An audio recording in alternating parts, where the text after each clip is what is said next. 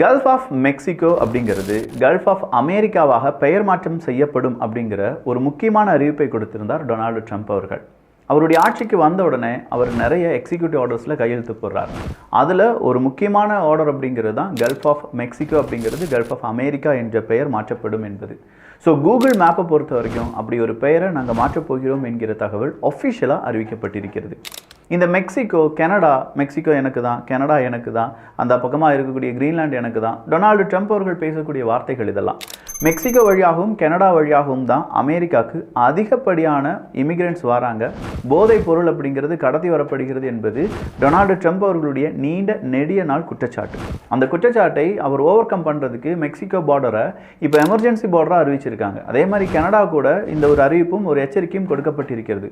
உங்கள் நாட்டிலேருந்து நிறைய இமிகிரண்ட்ஸ் வராங்க, அதே மாதிரி நிறைய போதைப் பொருள் அப்படிங்கிறத நீங்கள் எங்கள் நாட்டுக்கு நாடு கடத்துறீங்க, கொஞ்சம் பார்த்து இருந்துக்கோங்கப்பா, இல்லாட்டி 25% வரி விதிப்போம் அப்படின்னு சொன்னதற்கு அமெரிக்கா மற்றும் கனடா இடையே சிக்கல்கள் உருவானது என்பதும் நாம் தெரிந்த விஷயம்தான்.